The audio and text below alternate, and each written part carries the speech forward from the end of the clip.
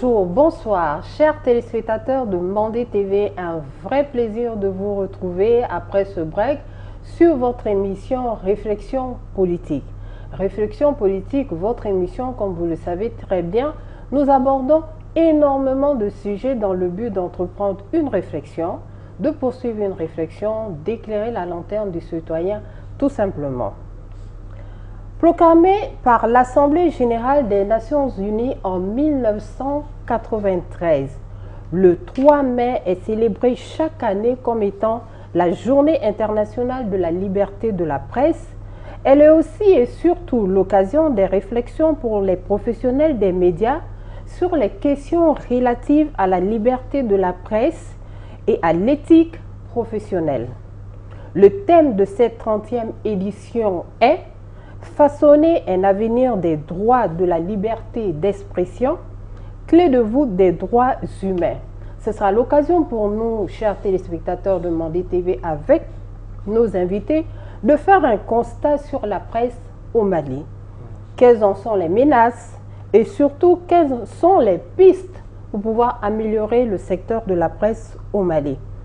Notre thème pour cette réflexion du jour est la liberté de la presse, réseaux sociaux et traitement de l'information. Téléspectateurs de Mandé TV, nous avons des invités et pas des moindres, des personnes qui sont dans la presse et qui s'y connaissent très bien. Notre premier invité est Monsieur Modibo Fofana.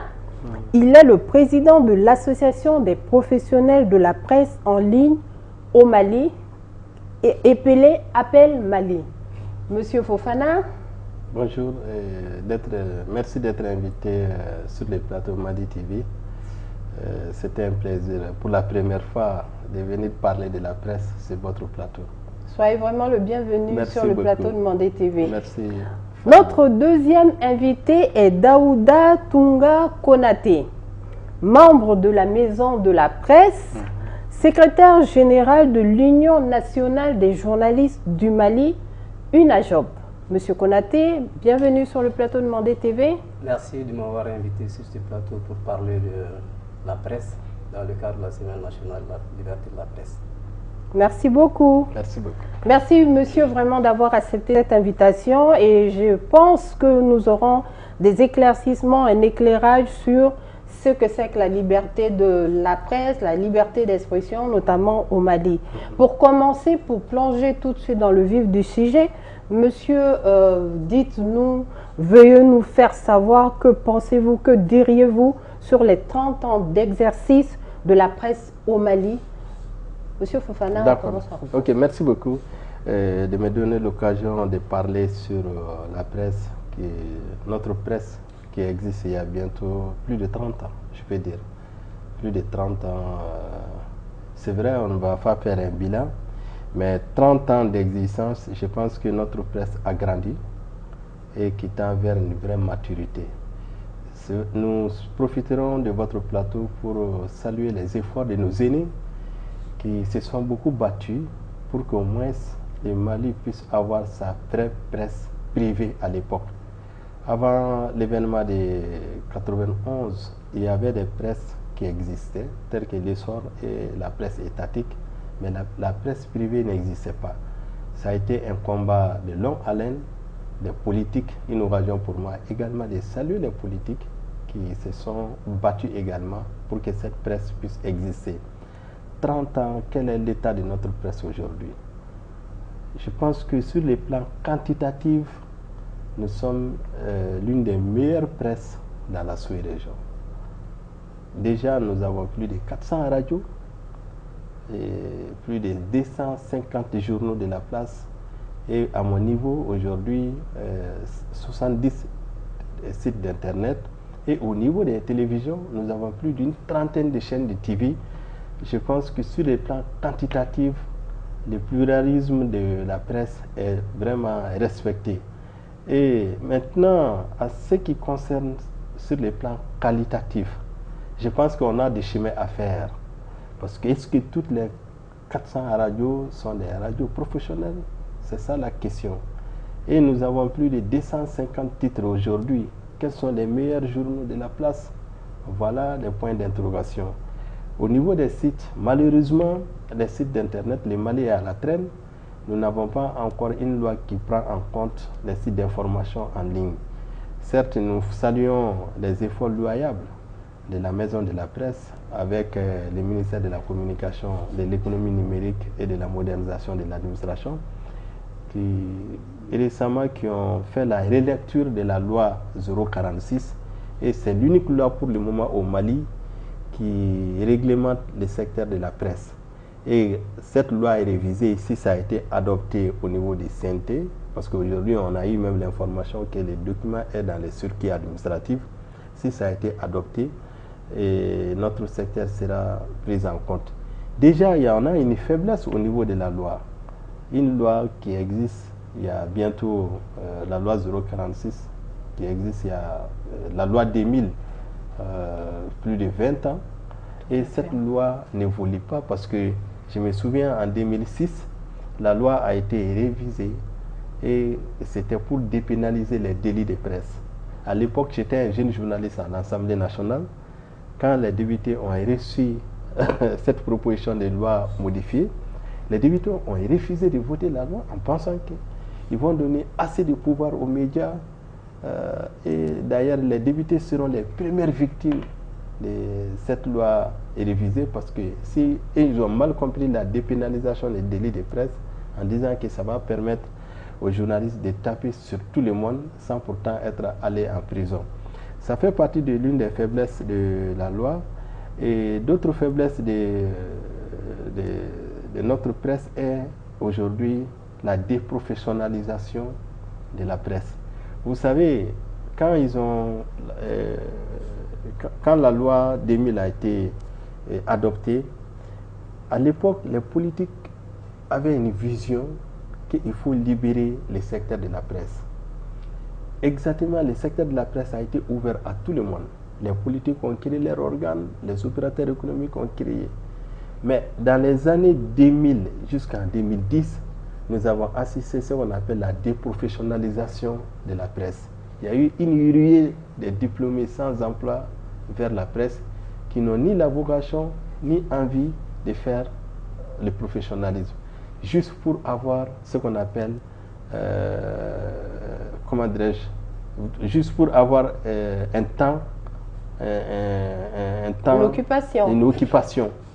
Malheureusement, nous, les patrons de presse, on devait être très prévoyants et c'est comment recadrer ces jeunes qui viennent d'arriver, comment les professionnaliser.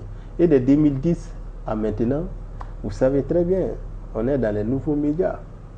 Avec les nouveaux médias, on ne parle pas de la déprofessionnalisation, mais on ne sait pas qui est qui, qui sont les vrais journalistes. Brièvement, voilà l'une des faiblesses de notre secteur de la presse il y a 30 ans. Mais cela ne doit pas occulter réellement les forces de cette loi, les forces de cette presse. Nos aînés ont fait leur mieux, ils se sont battus, ils sont parvenus à avoir un statut particulier pour les journalistes. Aujourd'hui, on a une loi qui protège les journalistes. Avec notre loi, difficilement on peut envoyer un journaliste en prison. Si les magistrats ne sont pas peut-être, sauf s'ils ne sont pas de bonne humeur, mais si on doit appliquer la loi 046 en cas d'infraction ou de dérapage déontologique, difficilement un journaliste va en prison. Ça, c'était un atout qu'on doit saluer les aînés de la presse pendant 30 ans. Effectivement, il y a eu des atouts, il y a des trucs à corriger et à revoir. Atouts, également, il y a des faiblesses et puis on peut réviser les choses. Je pense qu'avec la révision de la loi, ça pourrait aller. D'accord. Monsieur Konaté, votre approche sur les 30 ans de la liberté de la presse au Mali? Oui, 30 ans de la liberté de la presse au Mali, on peut dire que la liberté de la presse au Mali est une réalité. C'est une réalité forte. Je viens de parler tout à l'heure du boom. Après 1991, il y a eu un boom dans la création des supports médiatiques. Il a dit qu'il y a plus de 230 organes de presse aujourd'hui, 400 radios, une soixantaine de sites, une trentaine de télévisions. Donc ça veut dire qu'il y a une vitalité de cette presse. Il y a cette pluralité qui est respectée aujourd'hui. Maintenant, dans la pratique, je ne vais pas revenir sur les qualités et la qualité du contenu, mais je vais parler un peu de la pratique de l'exercice du journalisme qui a connu des hauts et des bas. Ça a connu des hauts et des bas. Nous avons eu parfois des moments très difficiles marqués par des entraves à l'exercice du métier. Et le cas le plus grave, c'est la disparition de notre confrère. Il reste un point noir sur ce qu'on peut dresser comme historique de 30 ans de la presse au Mali. Il y a également des enlèvements des journalistes qui ont été violentés.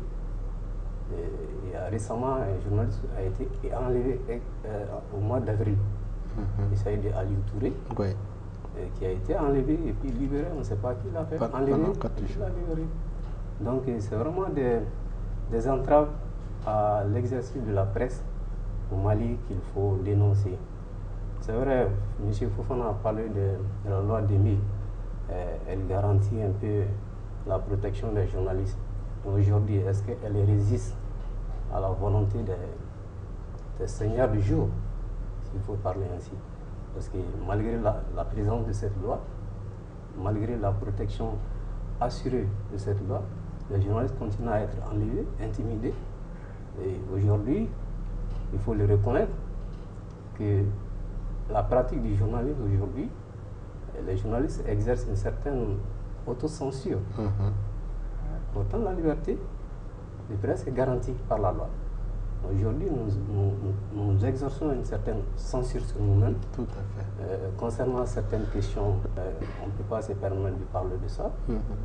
Donc aujourd'hui, si je dois parler des 30 ans de la presse au Mali, il y a du chemin à faire encore. Il y a du chemin à faire. Il a parlé de la qualité. Aujourd'hui, il y a n'importe qui est devenu journal presque. Ceux qui ont suivi la formation, ceux qui n'ont pas suivi la formation, les gens qui ont fait des écoles destinées à être des professeurs à l'école, mais qui se retrouvent dans la presse. Et on a un fourre-tout qui ne dit pas son nom, qui a totalement dégradé la qualité du contenu que nous publions. Aujourd'hui, c'est un problème. Je pense que les textes de la réformation initiée par la Maison de la Presse vont contribuer à améliorer le paysage médiatique malien. D'accord. Merci, monsieur, d'avoir donné votre approche à nos téléspectateurs. Par contre, vous avez évoqué un point qui est assez crucial, c'est le foison. C'est le foison de structures de médias, de chaînes de télé, de radio, de presse en ligne, presse papier et tout ça. Forcément, il se pose un problème d'assainissement. Au niveau de la presse, l'assainissement aujourd'hui, qu'est-ce que vous pensez de l'environnement, de cet assainissement qui doit se faire ou qui doit se renforcer ou qui n'existe même pas? Je pense que la volonté est là, surtout au niveau des organisations faîtières de la presse. Là, je parle précisément de la Maison de la Presse pour assainir ces secteurs. D'ailleurs, avec l'initiative de la révision de la loi, parce que dans cette loi, on peut retenir 6 projets de décret de loi et 6 projets de loi dans la loi révisée. Nous estimons et nous resterons persuadés, si réellement cette loi modifiée et relue est adoptée au niveau des CNT, je suis sûr et certain que ça va contribuer à assainir déjà les secteurs de la presse au Mali. Pourquoi ces secteurs doivent être toilettés? Imaginez les textes, la loi 046 déjà est un problème, car il n'y a pas de garde-fou dans cette loi pour empêcher à n'importe qui de créer un organe de presse. Parce que dans cette loi, que tu sois opérateur économique, que tu sois n'importe qui, tu peux te lever et aller créer un organe de presse. Cela signifie que notre secteur n'est même pas bien sécurisé. Vous voyez, c'est l'une des faiblesses de cette loi. Et deuxièmement, dans la pratique journalistique, nous avons constaté des manquements parce qu'il y a certains qui détiennent des cartes de presse alors qu'ils ne sont pas journalistes. Alors que la carte de presse est délivrée par le département de la communication à travers une commission. Avec la loi relue et révisée, c'est désormais la HAC qui doit délivrer la carte de presse à des professionnels. Et je suis sûr et certain que notre carte de presse ne va plus tomber dans les mains de quelqu'un qui n'est plus journaliste. Et également, le toilettage aussi peut se passer par l'augmentation de l'aide à la presse. Vous savez, Madame Chitrou, l'aide à la presse, ce n'est qu'une maudite somme de 200 millions, partagée entre 400 radios, 270 journaux. D'ailleurs, nous, on ne fait pas partir comme vous, la télévision, parce qu'on estime que ceux qui créent la télé ont les moyens, n'ont pas besoin de l'aide à la presse pour le moment. Vous voyez, mais avec la loi relue, désormais, l'aide à la presse sera indexée au budget. Si l'aide à la presse est indexée au budget, surtout 0,05%, on peut estimer jusqu'à plus d'1 milliard et quelques, voire 2 milliards. Et si réellement la clé de répartition de ces montants est faite sur une base saine entre les organes de presse, ça peut amener à des organes d'être réguliers et renforcés, voilà, devenir également des organes forts.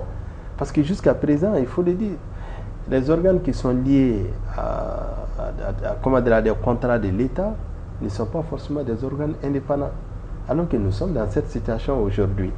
Et également, sur le secteur de la presse aussi, est réglementé aujourd'hui par la HAC.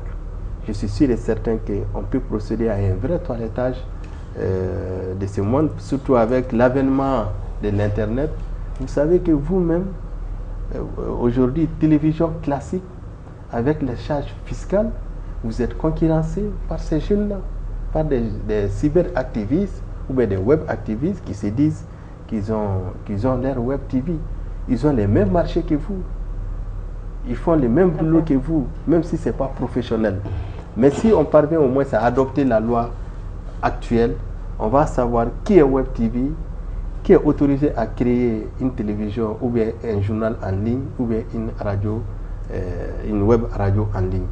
Bon, honnêtement, à mon avis, le toilettage quand même commence par l'adoption. Et puis, au niveau de nous, les organisations fêtières, qu'on doit renaître également la commission d'autorégulation. Il faut une commission d'autorégulation pour qu'entre nous... D'accord, on va y revenir, M. Fofana. Je pense que dans les recommandations, on pourra avoir le temps de pouvoir développer ça. Je me retourne vers M. Konaté, quand même membre de la Maison de la Presse. On a beaucoup vu, et nos confrères d'autres médias décrier l'aide à la presse, qui souvent n'a peut-être pas été comprise. Vous pouvez nous dire quelque chose par rapport à l'aide à la presse? À la presse, surtout cette année, ça a été le centre de beaucoup de débats. Des gens accusent la Maison de la Presse à tort d'avoir détourné l'aide à la presse. Mais le président Danté et son équipe, je crois que vous l'avez suivi, a apporté des éclairages par rapport à ce qui s'est passé. L'aide à la presse n'est plus versée normalement depuis 2020, presque. Depuis 2020, elle n'est plus versée normalement. C'est des petits montants qui parviennent à la Maison de la Presse, qui ne peuvent pas être partagés entre les journalistes. Pour preuve, la commission de distribution de l'aide à la presse, ce n'est pas la Maison de la Presse qui l'a conduit, c'est le ministère de la Communication qui conduit cette commission, qui met en place cette commission, et la Maison de la Presse est membre de la commission comme les autres fêtières. Donc, ce n'est pas du ressort de la Maison de la Presse de bloquer, de donner ou de bloquer l'aide à la presse. Je pense que c'est le ministère de la Communication, cela a été dit 1000 fois par le président partout où il est passé. Je pense que si c'était un blocage au niveau de la Maison de la Presse, le ministère aurait sorti pour dire voilà, peut-être convoquer même la Maison de la Presse devant un tribunal. D'accord. Est-ce que le message a pu passer au niveau des confrères et que le climat est dorénavant plus apaisé? Oui, on peut le dire parce qu'il y a moins de bruit par rapport à ça maintenant. Je crois que les gens ont compris que ce n'était pas un détournement, c'est juste une aide qui n'est plus versée normalement par les autorités. D'accord. Restons dans notre sujet, ne divagons pas un petit peu pour ne pas créer une certaine énergie. L'exercice du métier de journaliste, vous l'avez dit, M. Fofana, tout de suite, il y a l'exercice du métier du journaliste, la liberté d'expression. Mais il y a aussi un problème qui se pose, c'est l'accès aux sources aujourd'hui.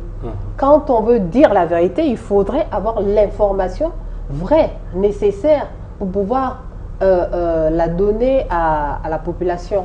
Aujourd'hui, je crois bien que nos confrères, beaucoup l'ont signalé qu'il y a par exemple un problème d'accès aux sources d'information fiables, on va dire. Tout à fait. Actuellement, il faut reconnaître que le Mali se trouve dans une situation particulière. Le contexte fait de telle sorte que on ne parle plus de la liberté d'expression ni de la liberté de la presse, mais on parle de la survie maintenant.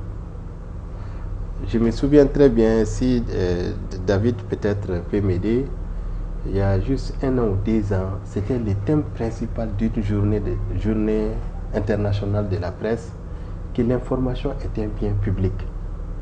Cela sous-entend que c'est une obligation, un devoir de donner l'information aux journalistes. Déjà, l'ampleur a été mesurée même par les organisations internationales de bien choisir les thèmes, mais malgré tout, ça continue. Il n'est pas facile d'avoir certaines informations, surtout au niveau de l'administration. Il n'est pas facile pour les journalistes aujourd'hui de creuser même certaines informations dans certaines structures. D'ailleurs, David a évoqué dans son intervention, nous les journalistes, on s'autocensure aujourd'hui. On s'autocensure. On est obligé de faire ce qu'on appelle l'autocensure. Si on parle de l'autocensure... Pourquoi? Parce qu'on n'a pas les informations nécessaires ou parce que ces informations sont souvent sensibles. Voilà, peut-être je parle de la sensibilité, peut-être parce qu'il faut reconnaître la responsabilité des journalistes. Comme je vous ai bien dit, on est dans un contexte, les journalistes même s'abstiennent de ne pas évoquer certains sujets parce que ça peut irriter la sensibilité de l'État. Et puis, on peut également, en donnant certaines informations, on peut prêter les flancs aux terroristes aujourd'hui. Bon. Et au-delà de ça, le contexte actuel, on ne peut pas évoquer certains points. C'est ça qu'on appelle l'autocensure. Alors que si déjà on parle de l'autocensure, et la liberté de la presse est menacée, voire attaquée. Mais le contexte fait aujourd'hui qu'on s'autocensure. Bon. Alors que concernant la source d'information, imaginez les journalistes qui doivent donner l'information s'abstiennent. Et il n'est pas évident que les mêmes journalistes vont dans certaines structures pour parler, pour chercher ou creuser certaines sources. Et récemment, il y a eu des informations qui ont circulé sur les réseaux sociaux. Mais les journalistes devaient traiter l'information. J'ai remarqué qu'aucun journaliste n'a eu l'audace de prendre cette information qui était dans l'état brut et traiter de façon journalistique. Beaucoup ont laissé faire parce que, par crainte d'être un sujet sensible. C'est un sujet très sensible, exactement. Vous voyez, c'est pourquoi je dis actuellement, certes, la situation était un peu accentuée avant l'événement, le coup d'État, l'instabilité institutionnelle. C'était pas facile d'avoir l'information dans certaines structures, surtout si on parle de l'armée, on parle de certaines organisations, c'était pas avoir l'information. Mais aujourd'hui, c'est les journalistes qui ne cherchent même plus. Tu vois, beaucoup sont dans les factuels. On est également dans l'institutionnel. Tous les journalistes maliens, la majorité aujourd'hui, sont dans l'institutionnel. Quelques peu sont dans les décryptages, mais rares ceux qui ont l'audace d'aller vers certaines informations, creuser, traiter et rendre ça disponible au public. Ok. Monsieur Konaté, étant membre de la Maison de la Presse, par rapport à l'accès aux sources, quelles sont, disons, les informations ou les plaintes des journalistes qui remontent très souvent à votre niveau? Oui, avant de parler de l'accès aux sources d'information, je voudrais aussi parler un peu sur l'assainissement du secteur. D'accord. Puisque les textes dont Fofana a évoqué, nous sommes les porteurs de ces textes, les initiateurs de ces textes. Exactement. Voilà, donc, comme il a dit, il y a en tout 6 textes. Il y a 3 projets de décrets et il y a 3 lois. Et parmi les décrets, il y a un texte qui est consacré à l'aide à la presse. Qui est-ce qui doit avoir l'aide à la presse? Tout ça là, c'est détaillé dedans. Et je pense que par rapport à l'assainissement, si aujourd'hui ce texte est adopté, le montant qui pourrait revenir à la presse permettra sans doute aux organes de presse de mieux s'organiser. Parce qu'il a dit que ça ne va pas être attribué comme ça. Il y aura des critères. Ce n'est pas les organes personnels, parce qu'on est presque un journaliste, un organe aujourd'hui. Donc, si vous vous retrouvez avec votre... Vous devez justifier que vous avez une rédaction, vous avez... Voilà, une rédaction, une équipe qui travaille. Donc, il y aura des critères qui seront là, qui vont amener les organes de presse à s'organiser et à aller vers l'entreprise média. Tout à fait. Parce qu'aujourd'hui, il faut reconnaître qu'il n'y a pas d'entreprise média. Bon, c'est vrai. Il y a très peu. Très peu. Tous les organes s'identifient à travers leurs promoteurs. Oui, bah. Donc c'est un problème. Il y a également le texte sur la loi, la régulation de la presse en ligne. Si ce texte aussi est adopté, il y a des critères qui peut créer un site. Tout ça là serait détaillé là-dedans. Celui qui ne remplit pas ces conditions ne pourra pas créer un site. Et peut-être ils sont à une 60aine de sites. Peut-être ça pourrait se réduire même, moins que ça. Donc il y a aussi un projet de loi qui porte sur une révision de la loi 2000 qui va prendre en compte la carte de la presse. La carte de la presse ne doit pas revenir à n'importe qui, comme ça se passe aujourd'hui. Vous avez des vidéomans qui détiennent la carte nationale. Ils ne remplissent pas les critères, mais quand même ils ont la carte nationale. Et ils se disent tous journalistes. Donc il y a un projet de loi qui encadre cela. Donc l'idée de la refondation de la presse, c'est vraiment assainir. Parce que comme vous voyez, si ces 6 textes-là sont adoptés aujourd'hui, nous allons vers un assainissement du secteur. Maintenant, pour revenir au problème d'accès aux sources d'information, c'est un réel problème aujourd'hui. Un réel problème aujourd'hui parce que souvent on accuse les journalistes à tort de ne pas creuser les informations. Mais au fond, c'est que les journalistes n'ont pas accès aux réelles sources d'information. Vous avez besoin d'une information à recouper ou à vérifier auprès d'une structure. On va vous renvoyer à la structure hiérarchique. Peut-être cette dernière aussi vous renvoie juste sur le ministre ou bien sur le chef de département, qui souvent ne vous répondent même pas. Au Mali, on a la fâcheuse habitude de perdre les correspondances au niveau des secrétariats. Tout à fait. Les journalistes qui s'essayent aujourd'hui dans l'investigation ont ce gros problème. Ils ont des enquêtes à mener, mais madame, ils n'ont pas accès aux sources d'information. Et c'est pourquoi dans les textes de refondation de la presse, il y a une loi, un projet de loi qui est là, qui va permettre aux journalistes d'accéder aux informations. Une loi sur l'accès à l'information. C'est dans les projets de texte. Et si aujourd'hui les textes sont adoptés, les journalistes maliens disposeront d'un outil juridique qui les permet d'aller chercher l'information où ils peuvent le trouver. Voilà. Qui facilitera vraiment l'exercice du métier du journaliste, du bon journaliste.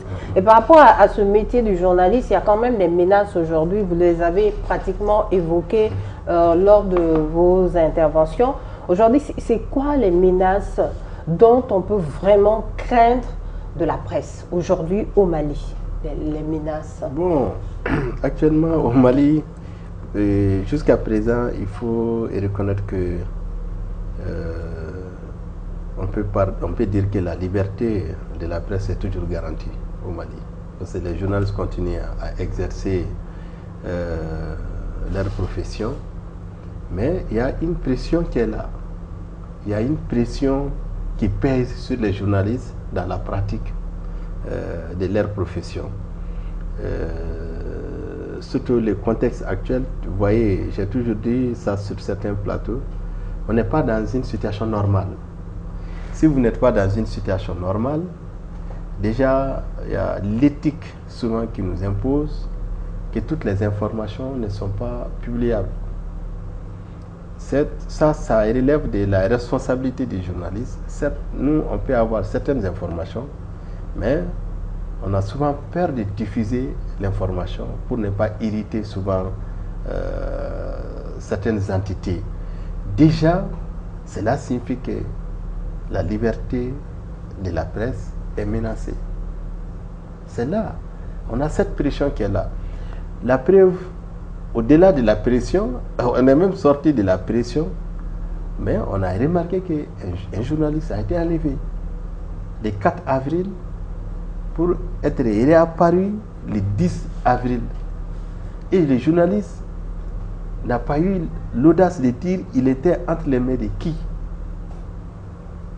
jusqu'à présent. Même nous qui sommes des professionnels, on n'a même pas voulu insister qui lui a arrêté aussi pour lui protéger. Tout ça, ça va renforcer un peu notre crainte. Tout ça, ça va nous pousser davantage de s'auto-censurer pour ne pas évoquer certaines situations.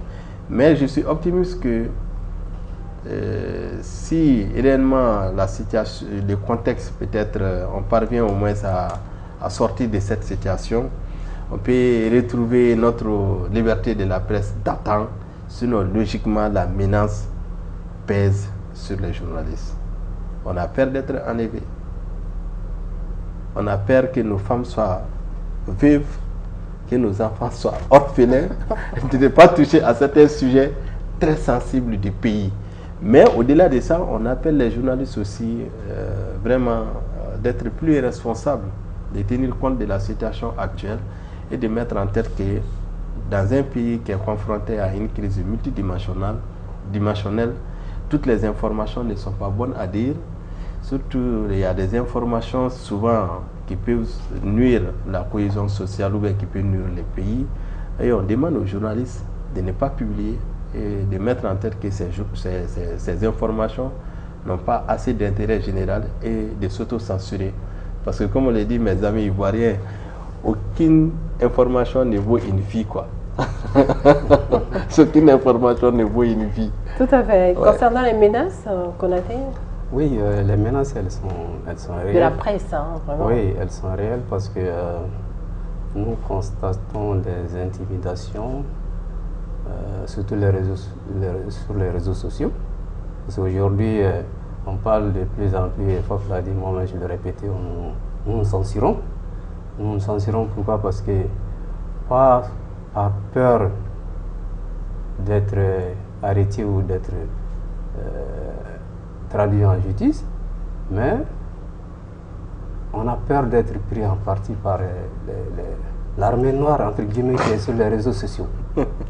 Franchement, c'est les gens qui sont là, qui, dès que vous toussez à un sujet, ah bon, vous êtes tout de suite vilipendé sur les réseaux sociaux, traité d'apatride ou de façon de Ndjougou. Donc les gens ont pris conscience que vraiment nous sommes dans une situation exceptionnelle. Il faut mettre bas la terre et éviter d'aborder certains sujets qui peuvent mettre votre vie en danger. Donc, comme Fofana l'a dit, le 4 avril, la lui a été enlevé. Par qui? On ne sait pas. Il a été libéré comme il a été enlevé. Et jusqu'ici, personne ne sait qu'il l'avait enlevé.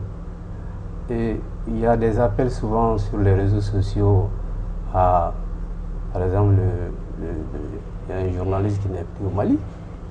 On a vu des réactions sur les réseaux sociaux qui, je préfère taire ici. Mais quand vous êtes dans un pays où la masse populaire pense comme ça, ils pensent qu'il faut mettre balle à terre. La pression surnoise qui est vraiment sur les journalistes aujourd'hui, elle est pesante.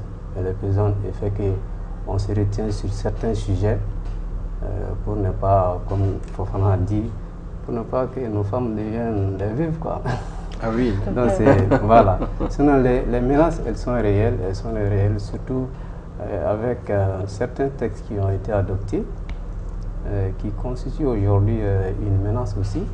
Par exemple, la loi sur la cybercriminalité, c'est une réelle menace. Je profite pour saluer le combat des appels dans ce domaine qui se bat tous les jours. Et ils sont sur tous les fronts pour essayer de... Parce que c'est eux qui interviennent sur le net. Et la loi 2000 ne protège pas les journalistes qui évoluent sur le net. Tout à fait. Donc dès que vous vous retrouvez sur le net, vous êtes systématiquement frappé par la loi sur la cybercriminalité. C'est une menace aujourd'hui pour nous. Il y a également la loi sur la protection des données à caractère personnel. Là-bas aussi, il y a des dispositions qui constituent des menaces pour les journalistes dans la pratique de leur métier. D'accord. Et vous avez déjà évoqué les menaces des réseaux sociaux. Ça, il faudrait vraiment qu'on en parle parce que la liberté de la presse, la liberté de parole, beaucoup se disent journalistes, médias qui sont sur les réseaux sociaux sont là. Beaucoup s'autoproclament journalistes, ça a été dit ici. Quel est le danger? Et surtout, on voit de plus en plus, quand il y a un événement dans une localité hors de Bamako ou dans les campagnes, c'est tout le monde qui prend son téléphone et qui fait un commentaire, un résumé en direct même de ce qui se passe. Ça pose aussi problème sur le traitement de l'information et ça met en lumière aussi la désinformation quelque part. Donc moi je voudrais, chers confrères, que vous puissiez un petit peu revenir sur les réseaux sociaux et qu'est-ce qu'il faudrait aujourd'hui même peut-être faire pour que cela, au-delà des textes qu'il faut vraiment réfléchir et puis mettre en application, mais aujourd'hui le fait est là et la presse, les médias sont menacés. Donc j'aimerais bien que vous puissiez dire quelque chose sur ça. Non, et Fadima, vous avez touché les doigts même à un vrai problème actuellement. Mais comme on l'a dit, le Mali a un incroyable talent. Tu ne vois jamais dans les pays de la sous-région que les cyberactivistes, les web-activistes vont se mesurer même aux professionnels.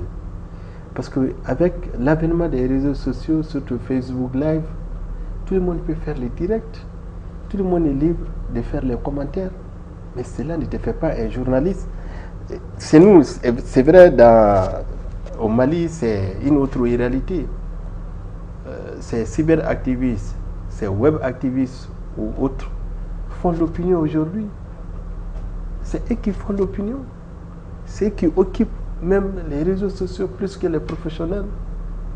Au bénéfice de qui? Au profit de qui?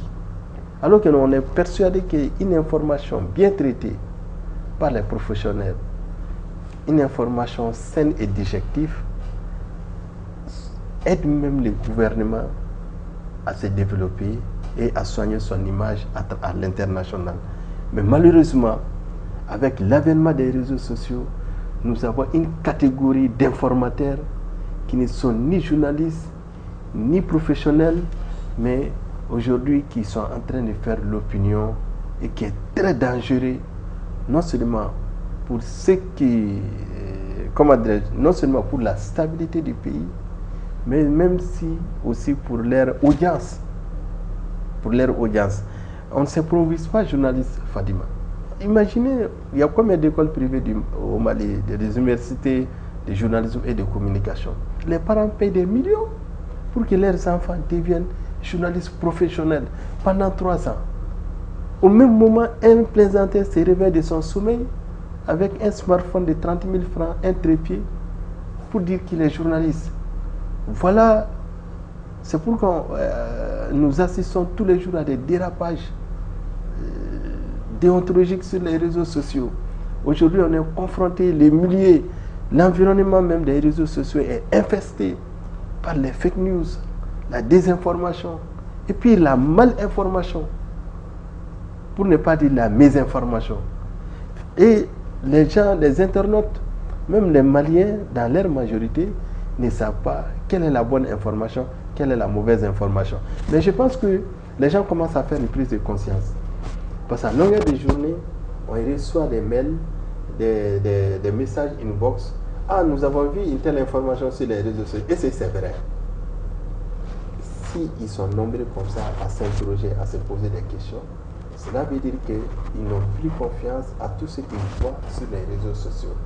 En réalité, nous, les autorités aujourd'hui doivent être en mesure de donner des professionnels leur valeur d'attente et puis essayer de considérer les professionnels, les journalistes comme des vrais professionnels de l'information.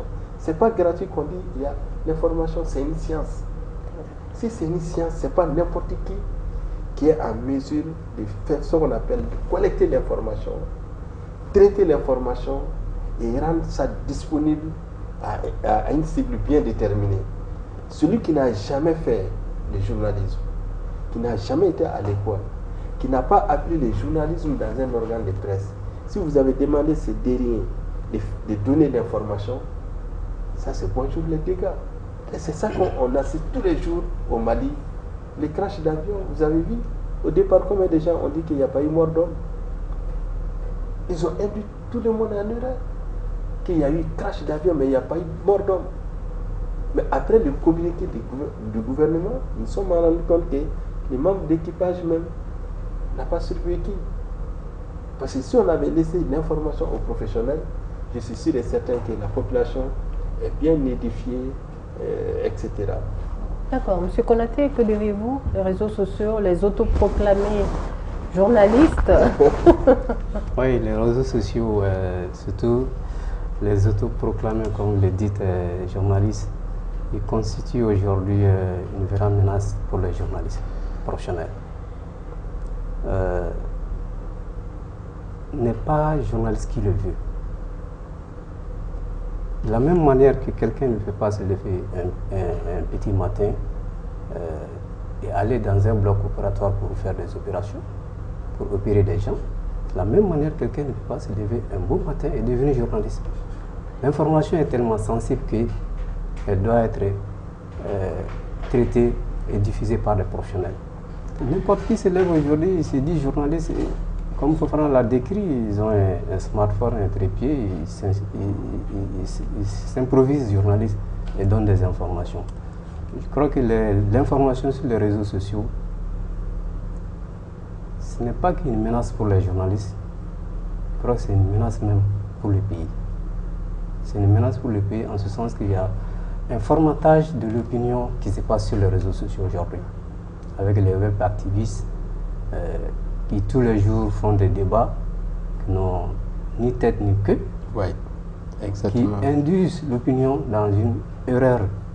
Aujourd'hui, moi, je pense qu'on a du chemin à faire parce qu'ils ont tellement formaté l'opinion que ça va être difficile tout de suite qu'on ramène ces gens à comprendre les choses telles qu'ils doivent les comprendre. C'est pour cela que je pense que les réseaux sociaux constituent une menace même pour le pays, pour la démocratie. Donc, je pense si l'État, et je sais que c'est ça, c'est un souci pour l'État aujourd'hui, s'ils veulent que l'environnement médiatique soit assaini et que des informations saines soient diffusées, il va falloir commencer par réguler les réseaux sociaux d'abord. Monsieur, et là, monsieur, je suis tout à fait d'accord avec vous. mais dans les propos et dans le renvoi qu'on a très souvent quotidiennement, il y a des tendances. Il y a le pur profane qui se trouve en campagne, qui voit sur les réseaux sociaux tout le monde a un téléphone, s'improvise journaliste. Il se dit, étant dans sa case, mais je peux aussi. Je vais essayer, je peux. Ah oui. Il y a de ça. Mais il y a aussi une autre mouvance, et c'est celle-là qui, à mon sens, peut être aussi très dangereuse et qui est même dangereuse pour la liberté de la presse et la démocratie même au Mali.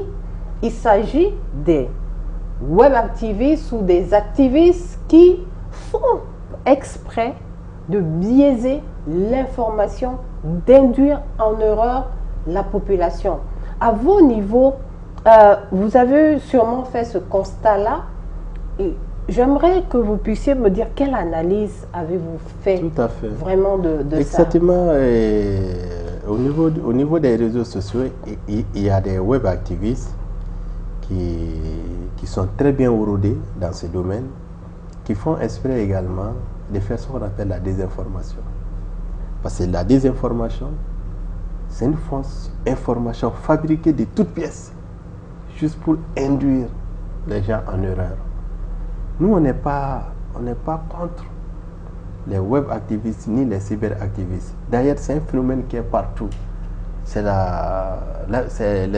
l'avènement des réseaux sociaux, la technologie qui a amené cette catégorie d'informateurs. Souvent, c'est eux qui sont appelés des vrais activistes web.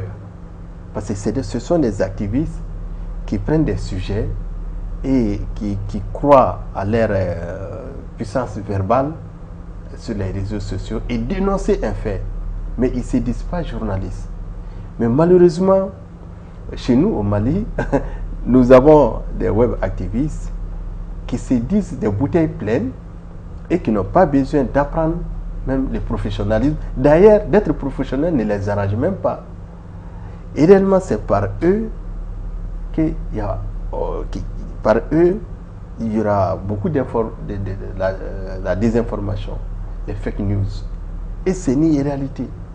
Et puis, même après, si ça a été vérifié que c'est une désinformation ou même malinformation, cela ne les empêche pas de produire encore. Et plus grave, et pire, c'est quoi? J'aurais appris que dans certains villages, ils sont les mieux écoutés. Ils sont les mieux écoutés que les médias classiques. Parce que ceux qui sont dans les Niayes, les coins reculés du Mali, ne peuvent pas savoir qu'un tel activiste n'est pas journaliste. Parce que ce que lui veut entendre, c'est ça qu'ils disent. Alors que ce n'est pas la vraie information. Même après, si tu donnes la bonne information, toi qui donnes la bonne information, on va te dire que sûrement tu n'es pas avec les pays ou bien tu es un apatride. Voilà les dangers même du phénomène. En Côte d'Ivoire, il y a ces gens qui sont là. Les web activistes, ils sont très connus. Ils sont là, ce sont des grandes gueules qui sont très connus, mais ils ne se disent jamais journalistes. Mais ils évoluent dans un secteur, soit qui combattent pour les droits des artisans, ou bien pour la protection de l'environnement, ou bien pour la cause des femmes, mais ils ne se disent pas journalistes. Mais au Mali, on mélange les choux et les carottes, hein, comme on le dit, on mélange les pédales, et à tel point que c'est eux qui font aujourd'hui l'opinion. C'est ça qui est très dangereux. On n'est pas contre rien. D'ailleurs, partout, ces web activistes, les cyberactivistes, ils sont plus proactifs, ils sont plus réactifs que les journalistes. Parce que leurs médias, leurs canaux de communication est très rapide, mais ils constituent des bouts d'information pour les journalistes. Certains les disent les lanceurs d'alerte. Et ils ne savent pas traiter l'information. Mais une fois qu'ils publient le bout de l'information, c'est aux journalistes de prendre ces informations et traiter. Et c'est les journalistes qui doivent savoir, ah, un tel activiste ou web activiste a publié une telle information, mais logiquement, une telle information n'est pas publiable. Même s'il traite, il met ça à côté. Souvent, ils donnent l'information aux journalistes, mais c'est les journalistes qui doivent traiter et mieux recouper pour diffuser. Mais malheureusement, C'est eux-mêmes qui remplacent les journalistes dans la diffusion. Et ils sont très bien suivis au Mali aujourd'hui. Ils ont assez d'audience et entretenus. Parce qu'ils ont des contrats. Ils ont des contrats avec un budget très élevé dans certaines structures. Finalement, on les entretient. C'est une réalité. Au même moment, vous avez votre télévision. Moi, j'ai mon organe. Avec des charges fiscales, on emploie des gens. On donne de l'emploi à un personnel acceptable. On paie les impôts régulièrement. Mais par contre, nous, on n'a même pas de contrat. D'ailleurs, on est même considéré. C'est une autre réalité. Exactement. Ouais. Monsieur Konaté, concernant les réseaux sociaux et ce danger pour la liberté de la presse et même la démocratie. Oui, c'est ce que je disais. Je disais que les cyberactivistes constituent un vrai danger. Ils formatent l'opinion nationale. Parce que c'est des informations souvent préfabriquées, des enregistrements qui sont faits à dessein pour soit dissimuler la vraie information ou, comme Fofana l'a dit, diffuser des fausses informations ou même induire les gens en erreur. C'est des éléments qui sont préparés à l'avance pour induire les gens en erreur. Et cela, aujourd'hui, dans un pays démocratique, c'est une réelle menace parce que les gens ne savent plus quelle est la vraie information. Les gens ne savent plus quelle est la vraie information. Et au Mali, Fofana l'a dit, dans certaines contrées, comme il a dit, moi je suis allé dans un village, on m'a parlé d'un cyberactiviste, j'ai tenté de minimiser un peu, mais j'ai failli avoir des problèmes avec des gens là-bas. Ah oui. Il dit, ah bon, tu ne touches pas ce monsieur c'est vraiment le meilleur informateur. C'est lui qui nous informe de tout. Donc, c'est tellement arrivé à un niveau aujourd'hui que si on ne prend pas garde, l'information, la vraie information, elle va disparaître. Parce que ceux à qui l'information est destinée, si ce public ne s'intéresse plus à ces canaux, ils sont plutôt accrochés aux cyberactivistes, ils n'auront pas la vraie information. Donc c'est un réel problème aujourd'hui. D'accord. Tout ce que vous venez d'évoquer, les activistes dans ces régions-là, l'atout qu'ils ont, peut-être que nous autres qui sommes dans les villes n'ont pas, c'est qu'ils ont les codes de langage de cette localité. Ils connaissent très bien la population, ils savent sur quoi il faudrait s'appuyer ou sur quoi il faut lever le pied pour passer l'information, et tout ça avec sûrement une forme d'humour. On comprend bien l'esprit derrière, mais on comprend surtout le danger. Le danger, et c'est ça qui est vraiment à craindre. Moi, je voudrais, par cette réflexion aujourd'hui sur le plateau de Mandé TV, vous demander, selon vous, qu'est-ce qui est faisable, peut-être pas sur du court terme, mais sur du long terme, pour pouvoir au moins assainir, si on peut assainir l'espace des réseaux sociaux. Bon, moi, ce que nous, on peut recommander en réalité, surtout, ça serait historique sur le plateau de Mandé TV. Nous estimons qu'il faut aller vers l'éducation aux médias. Parce que les gens doivent apprendre comment consommer l'information aujourd'hui sur les réseaux sociaux. Sur l'éducation aux médias, même ces villageois, comme David a si bien dit, ceux qui sont dans les villages, doivent être aujourd'hui en mesure de comprendre. Ça, c'est une fake news. Ça, c'est la désinformation. Ça, c'est la mésinformation. Voilà une information que je dois toujours émettre des doutes. L'éducation aux médias, l'éducation au numérique, surtout tout le monde a un smartphone aujourd'hui. Il faut aller vers ça, éduquer les populations à distinguer les vrais et les faux. Et au-delà de ça, nous pensons que dans cet environnement des réseaux sociaux, dont les amateurs ont ravi la vedette aux professionnels, les journalistes doivent aussi occuper ces vides. nous ne sommes pas trop réactifs. Parce qu'auparavant, la radio était les médias les plus chauds. Mais l'Internet aujourd'hui est plus rapide que la radio. Même plus que la télévision. À mon avis, il faut aller vers les systèmes bimédias. Si vous avez une télévision, vous devez forcément avoir la version numérique. Occuper ces vides que les médias sociaux aujourd'hui, que la presse professionnelle a laissé. Parce que pourquoi ces gens sont plus suivis que les professionnels? Nous sommes lents, on n'est pas trop réactifs. Alors qu'à cas d'événement, c'est eux qui sont toujours premiers sur le terrain et être premiers à donner l'information. Je n'invite pas les professionnels à faire le buzz comme eux. Mais on peut donner des dépêches, comme on le dit. Nous, les professionnels, on est habitués à donner des dépêches en disant nous y reviendrons pour les restes. Il faut que les professionnels aujourd'hui sortent de cette lenteur, occuper ces vides et combler ces vides et donner la bonne information à la population. Mais si on laisse les vides, ceux qui ne sont pas professionnels, si c'est eux qui sont toujours premiers et réactifs, mais les populations lambda ne font qu'avaler ces informations. Voilà ce que moi je recommande, comment aujourd'hui peut donner l'information saine et professionnelle à la population malienne.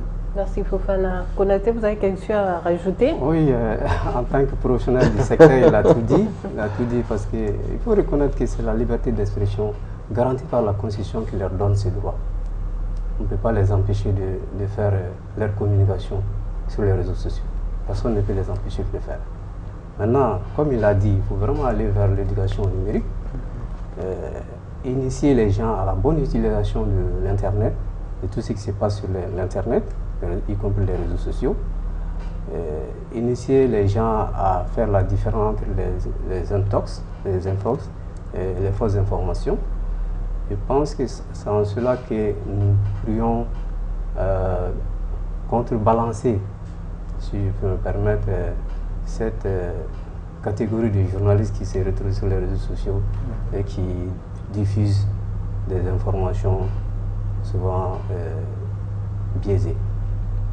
D'accord. Merci monsieur. Nous arrivons pratiquement vers le terme de notre réflexion du jour. Moi, j'aurais bien voulu vous demander vos recommandations qui vont dans le sens surtout des pistes pour améliorer le secteur de la presse. Ah non, ça c'est honnêtement, on ne m'a jamais posé une telle question. Hein. Bien vrai que je suis très présent sur les plateaux. Exactement, si on me demande qu'est-ce qu'on doit faire aujourd'hui pour améliorer le secteur de la presse, il faut qu'on lutte contre la déprofessionnalisation. Nous sommes très nombreux. Aujourd'hui, on ne doit pas avoir honte de revenir sur les fondamentaux du journalisme. Chaque journaliste malien aujourd'hui doit chercher d'être un bon professionnel pour la crédibilité de notre profession. Et également